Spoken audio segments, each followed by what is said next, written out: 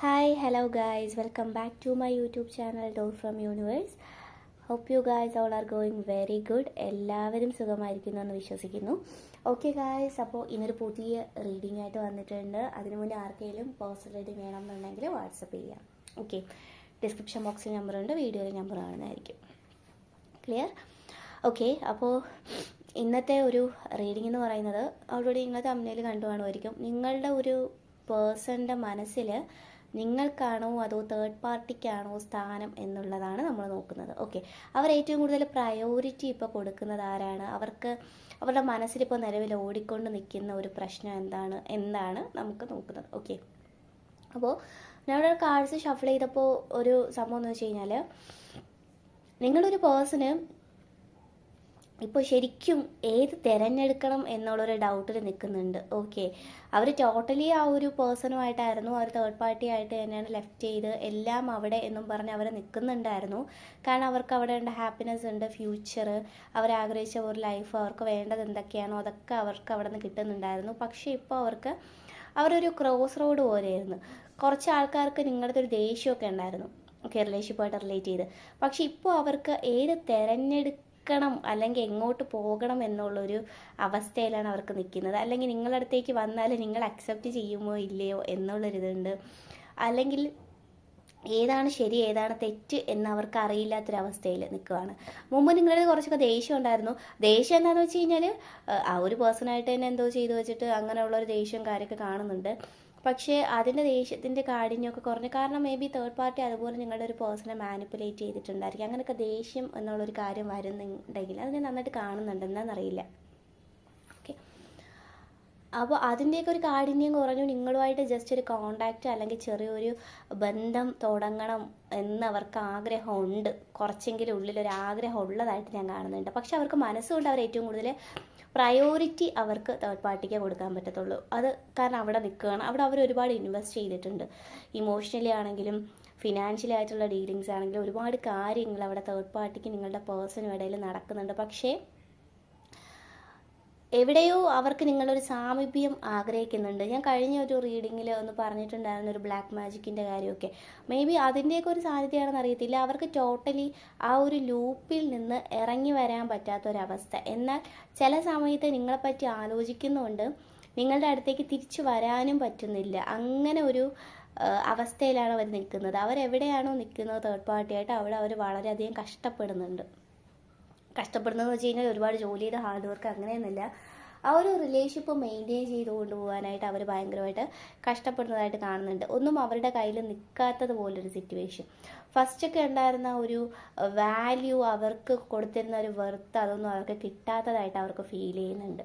Okay, അതുകൊണ്ട് തന്നെ അവർക്ക് ആ ഒരു റിലേഷൻഷിപ്പിൽ നിൽക്കുന്ന സമയത്ത് ഡേ ബൈ ഡേ ഒരു സാറ്റിസ്ഫാക്ഷൻ കുറവ്. കാരണം ആ ഒരു തേർഡ് പാർട്ടി എത്രയൊക്കെ പൊന്നുപോലെ കൊണ്ടു നടന്നാലും എത്രയൊക്കെ അവർ മാസ്ക് ഇട്ട് സ്നേഹിച്ചാലും നിങ്ങളുടെ പേഴ്സൺ ഒരു സാറ്റിസ്ഫാക്ഷൻ കിട്ടുന്നില്ല. കാരണം കുറച്ച് സമയം അവരുടെ റിലേഷൻഷിപ്പ് ഇപ്പോൾ പോകുന്നത് എന്താണെന്ന് വെച്ച് കഴിഞ്ഞാൽ, അവർക്ക് അങ്ങോട്ടും ഇങ്ങോട്ടും മനസ്സുകൊണ്ടൊരു സ്നേഹമുണ്ട്. ഓക്കെ, അത് ഞാൻ പറയുകയാണ്, മനസ്സുകൊണ്ടൊരു സ്നേഹമുണ്ട്, ആ ഒരു തേർഡ് പാർട്ടിക്കുണ്ട്. പക്ഷേ ഈ ഒരു തേർഡ് പാർട്ടി എന്ന് പറയുന്നത് കുറച്ചൊരു വാശി അല്ലെങ്കിൽ തന്നിഷ്ടം എന്നൊക്കെ പറയാം. അതുകൊണ്ട് തന്നെ ഇവരെപ്പോഴാണോ ആഴത്തിലേക്ക് ഡീപ്പായിട്ട് ഒരു സ്നേഹബന്ധത്തിലേക്ക് ഇറങ്ങുന്ന ഒരു ടൈം, അവിടെ ഇവർക്കിടയിൽ കലഹം ഉണ്ടാകുന്നുണ്ട്. ഓക്കെ, അവർ തമ്മിൽ അങ്ങനെ വലുതായിട്ട് അവരെ ഒന്നിക്കാൻ പറ്റുന്നില്ല. അത് മേ ബി കർമ്മയോ യൂണിവേഴ്സിൻ്റെ ഒരു പ്ലാനിങ്ങോ സംതിങ് എന്തോ ആയിരിക്കാം. കാരണം അവർ തമ്മിൽ എപ്പോഴാണ് ഡീപ്പായിട്ട് ഒന്നിക്കാൻ പോകുന്നത്, ആ ഒരു സമയത്ത് അവിടെ ഒരുപാട് പ്രശ്നങ്ങൾ അവരുടെ റിലേഷൻഷിപ്പിൽ ഇടയ്ക്ക് നിൽക്കുന്നുണ്ട്. അത് ഏറ്റവും കൂടുതൽ ബാധിക്കുന്നത് നിങ്ങളുടെ ഒരു പേഴ്സണെയാണ്.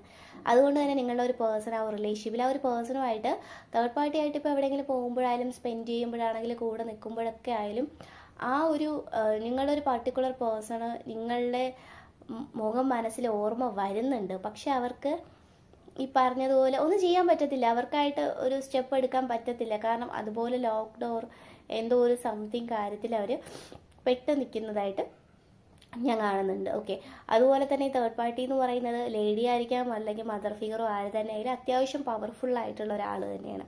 അവർക്ക് നന്നായിട്ട് മാനിപ്പുലേറ്റ് ചെയ്യുന്നത് അത് ഞാൻ കഴിഞ്ഞ വീഡിയോസിലും പറഞ്ഞിട്ടുണ്ടായിരുന്നു തോന്നുന്നു. കാരണം തേർഡ് പാർട്ടി അത്യാവശ്യം പ്രശ്നമാണ്, പിടിച്ചു നിർത്താൻ നന്നായിട്ട് കഴിവുള്ള ഒരാളാണ്. നിങ്ങളുടെ പേഴ്സണെ ആർക്കും വിട്ടുകൊടുക്കാതെ നിങ്ങളെപ്പറ്റി, എന്നാലും നിങ്ങൾ തമ്മിലുള്ള റിലേഷൻഷിപ്പ് അറിയാമായിരുന്നല്ലോ, അപ്പോൾ നിങ്ങളെപ്പറ്റി ഭയങ്കരമായിട്ട് കുറ്റപ്പെടുത്തുകയും നിങ്ങളെപ്പറ്റി ഒരുപാട് നെഗറ്റീവ് പറഞ്ഞു കൊടുക്കുകയും അങ്ങനെ ഇങ്ങനെയുള്ള സംസാരങ്ങളൊക്കെ ഇവർക്കിടയിൽ നന്നായിട്ട് ഉണ്ടായിട്ടുണ്ട്. അതിൻ്റെ ഒരു സാന്നിധ്യം ഞാൻ നന്നായിട്ട് കാണുന്നുണ്ട്. ഓക്കെ, ഈ ഒരു പേഴ്സണും തേർഡ് പാർട്ടിക്കിടയിലും.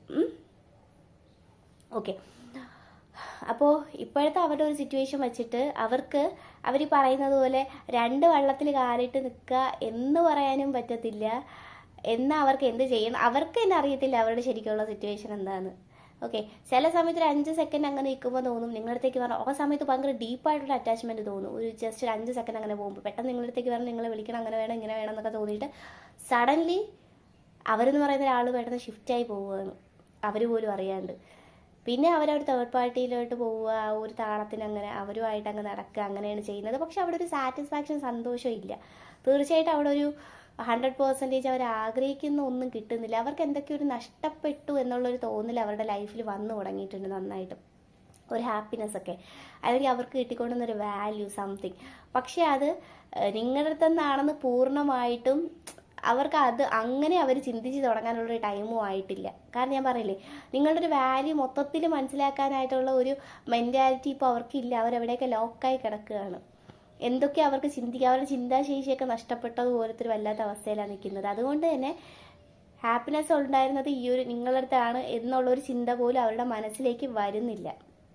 ഓക്കെ, അങ്ങനെയുള്ളൊരു വല്ലാത്ത സിറ്റുവേഷനിലാണ് നിങ്ങളുടെ ഒരു പേഴ്സൺ പൊയ്ക്കൊണ്ടിരിക്കുന്നത്.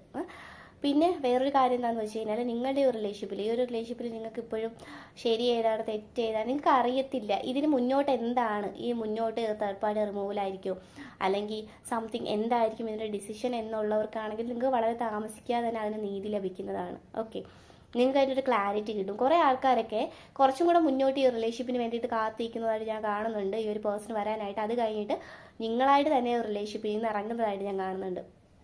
ഓക്കെ, നിങ്ങൾക്ക് മടുത്തു, ഇനി കാത്തു നിൽക്കാൻ വയ്യാണ്ട്, അല്ലെങ്കിൽ എന്തിനിങ്ങനെ ഒരു പേഴ്സണെ കാത്തിരിക്കണം, നിങ്ങൾ കുറച്ചും കൂടെ മുന്നോട്ട് പോകുമ്പോൾ നിങ്ങൾ കുറച്ചും കൂടെ മെച്ചുവേർഡായിട്ട് ചിന്തിക്കുന്നതായിട്ട് ഞാൻ കാണുന്നുണ്ട്. ഈ ഒരു റിലേഷൻഷിപ്പ് ഒട്ടും വേണ്ടാതെ നിങ്ങളായിട്ട് തന്നെ അതിൽ നിന്ന് ഇറങ്ങിയിട്ട് നിങ്ങളെ തന്നെ സ്നേഹിച്ച് തുടങ്ങുന്ന, അല്ലെങ്കിൽ ഇപ്പോഴാണെങ്കിൽ പോലും അങ്ങനെ നിൽക്കുന്ന കുറേ ആൾക്കാർ ആ ഒരു സിറ്റുവേഷനെ കാണുന്നുണ്ട്. നിങ്ങളെ തന്നെ സ്നേഹിച്ച് നിങ്ങൾ തന്നെ കോൺസെൻട്രേറ്റ് ചെയ്ത് പോകുന്ന കുറേ സിറ്റുവേഷൻസിനെ കാണുന്നുണ്ട്. അങ്ങനെ നിങ്ങളായിട്ട് തന്നെ ഒരു റിലേഷൻഷിപ്പിന് വിഡ്രോ ചെയ്യുന്ന സമയത്ത് പിന്നെ ആ ഒരു പേഴ്സൺ തിരിച്ച് വന്നാൽ നിങ്ങൾക്ക് അക്സെപ്റ്റ് ചെയ്യാനുള്ളൊരു മൈൻഡ് കാണത്തില്ല. നിങ്ങൾ ഫ്രണ്ട്ലി റിലേഷൻഷിപ്പ് കൊണ്ടുപോകുമായിരിക്കും. ഓക്കെ, പക്ഷെ പഴയതുപോലെ ഒരു കമ്മിറ്റ്മെൻറ്റ് കൊടുക്കാനോ അയാളായിട്ടൊരു സ്നേഹബന്ധം മുന്നോട്ട് കൊണ്ടുപോകാനോ ഒന്നും നിങ്ങൾക്ക് താല്പര്യം കാണില്ല. ആ സമയത്ത് ആ ഒരു പേഴ്സണ് അതിയായ താല്പര്യം കാണുമായിരിക്കും കല്യാണം എന്നുള്ളത്. കാരണം അത് ഇനി കുറച്ചും കൂടി ടൈം എടുക്കും. അവർക്ക് ഒരു കർമ്മ കാര്യങ്ങൾ, ഒരു തേർഡ് പാർട്ടിയിൽ നിന്ന് കാര്യങ്ങളൊക്കെ മനസ്സിലാക്കുന്നത്. ലൈക്ക് ഒരു ചീറ്റിംഗ് എന്ന് പറയാൻ പറ്റില്ല, ഒരു മാസ്കാണ് അവിടെ. ഓക്കെ, തേർഡ് പാർട്ടി സ്നേഹിക്കുന്നില്ല എന്ന് എനിക്ക് പറയാൻ പറ്റത്തില്ല, സ്നേഹമുണ്ട്, പക്ഷെ അത് പക്ക മാസ്കാണെന്ന് ഞാൻ പറയുന്നുള്ളൂ. കാരണം എന്തെന്നാൽ അവിടെ നിങ്ങളുടെ പേഴ്സൺ ഒരു ഹാൻഡ്സം ആയിരിക്കും, അല്ലെങ്കിൽ അവർ ആഗ്രഹിച്ച പോലത്തെ ഒരു ക്വാളിറ്റീസ്, അവർക്ക് എങ്ങനത്തെ ഒരു പേഴ്സണെയാണ് അവർ ലൈഫിൽ അട്രാക്റ്റ് ചെയ്തിട്ടുണ്ടായിരുന്നത്, അങ്ങനെയുള്ള കാര്യങ്ങൾ അതൊക്കെ കൊണ്ട് തന്നെ തേർഡ് പാർട്ടി നിങ്ങളൊരു പേഴ്സണെ ഭയങ്കരമായിട്ട് ഹോൾഡ് ചെയ്ത് അവർക്ക് വേണം എന്നുള്ള അതിയായ ആഗ്രഹത്തിൽ പിടിച്ചു വയ്ക്കുന്നതായിട്ടാണ് ഞാനിവിടെ കാണുന്നത്. ഓക്കെ, അപ്പോൾ ഇതാണ് ഒരു പേഴ്സണൽ ഒരു മനസ്സിലെന്താണെന്ന് വെച്ച് കഴിഞ്ഞാൽ, കാരണം അവർക്ക് പ്രയോറിറ്റി ആയിട്ട് ഇപ്പോൾ ചിന്തിക്കാൻ പറ്റുന്നില്ല. അവർ മൊത്തത്തിൽ അവരുടെ ചിന്താശേഷി വരെ നഷ്ടപ്പെട്ടു എന്നുള്ളൊരവസ്ഥയിലാണ് നിൽക്കുന്നത്. ഓക്കെ, എന്തായാലും വളരെ താമസിക്കാതെ തന്നെ നിങ്ങൾക്ക് ഇതിൽ ജസ്റ്റിസ് കിട്ടുന്നതായിട്ട് തന്നെയാണ് ഞാൻ കാണുന്നത്.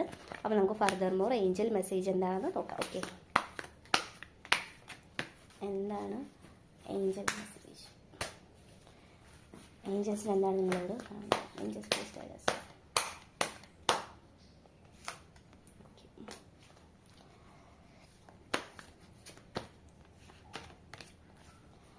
ഓക്കെ, എന്താണ് അടുത്തൊരു ഏഞ്ചൽ മെസ്സേജും കൂടെ നോക്കാം. ഇതുകൊണ്ട് ഉദ്ദേശിക്കുന്നത് എന്താണെന്ന് വെച്ച് കഴിഞ്ഞാൽ, ഞാൻ പറഞ്ഞില്ലായിരുന്നു കുറേ പേരൊക്കെ ഇമോഷണലി വിഡ്രോ ചെയ്യുന്നതായിട്ട് കാണുന്നുണ്ട്. ഞാനിവിടെ കാണുന്ന കാര്യമാണ്. അങ്ങനെ തോന്നുന്നവർ ഉറപ്പായിട്ടും അങ്ങനെ ചെയ്യണം എന്ന് തന്നെയാണ് പറയുന്നത്. കാരണം ഈ ഒരു പേഴ്സൺ നിങ്ങൾക്കൊട്ട് ഡിസേർവിംഗ് ആയിട്ടുള്ള ഒരാളായിട്ട് കാണുന്നില്ല. ഇത് തിരിച്ചു വന്നാൽ ഒരു ടൈം ആകുമ്പോൾ നിങ്ങളുടെ ലൈഫിൽ നിന്ന് പോകും. കാരണം നിങ്ങളുടെ ലൈഫിൽ സംതിങ് വേറൊരു പേഴ്സൺ പറഞ്ഞേക്കുന്നത് കൊണ്ട് തന്നെ ഈ ഒരു പേഴ്സൺ തിരിച്ചു വന്നാലും ഈ ഒരു റിലേഷൻഷിപ്പ് നന്നായിട്ട് പോകത്തില്ല. നിങ്ങൾക്ക് തന്നെ അത് മടുത്തു തുടങ്ങുന്ന ഒരു അവസ്ഥയിലേക്ക് വരും എന്ന് തന്നെയാണ് ഞാൻ കാണുന്നത്. അതുകൊണ്ട് നിങ്ങൾക്ക് താമസിയാതെ നീതി ലഭിക്കുകയും ചെയ്യും. നിങ്ങളായിട്ട് ഇപ്പോൾ നിൽക്കുന്ന സിറ്റുവേഷൻ എന്താണോ അത് കുറച്ച് കഴിയുമ്പോൾ മാറും. അതുകൊണ്ടാണ് പറയുന്നത്, ഇപ്പോൾ നിങ്ങൾ കുറച്ച് പേര് ഇത് കഴിയുമ്പോൾ ഇമോഷണലി വിഡ്രോ ചെയ്യുന്നത് ഞാൻ പറയുന്നത് അതുകൊണ്ട് തന്നെയാണ്. കാരണം സിറ്റുവേഷൻ ഇമ്പ്രൂവ്, നിങ്ങൾ ഇപ്പോൾ നിൽക്കുന്ന ഒരു വിഷമോ അല്ലെങ്കിൽ നിൽക്കുന്ന സിറ്റുവേഷൻ എല്ലാം മാറുമ്പോൾ നിങ്ങളായിട്ട് തന്നെ അതിൽ നിന്ന് ഇറങ്ങണം, എനിക്ക് ഇറങ്ങിയേ പറ്റത്തുള്ളൂ എന്നൊരു ചിന്തയിലേക്ക് നിങ്ങൾ വരും. ഓക്കെ, വരുന്ന സമയത്ത് അവിടെ കാര്യങ്ങളൊക്കെ ചേഞ്ച് ആവും. നിങ്ങളൊരു പുതിയ പാത്തിലേക്ക് പോകുന്നതാണ് ഏറ്റവും ബെറ്റർ ആയിട്ടുള്ളൊരു കാര്യം എന്നാണ് യൂണിവേഴ്സ് ഇവിടെ പറയുന്നത്. ഓക്കെ ഗൈസ്, അപ്പോൾ ഇതാണ് ഇന്നത്തെ ഒരു റീഡിംഗ് എന്ന് പറയുന്നത്. അപ്പോൾ അത് എങ്ങനെയാണെന്ന് വെച്ച് കഴിഞ്ഞാൽ നിങ്ങൾ റിലേറ്റ് ചെയ്തിട്ട് ഒരു നല്ലൊരു ഡിസിഷൻ എടുക്കുക ലൈഫിൽ മുന്നോട്ട് പോകുന്നവർ. ഓക്കെ.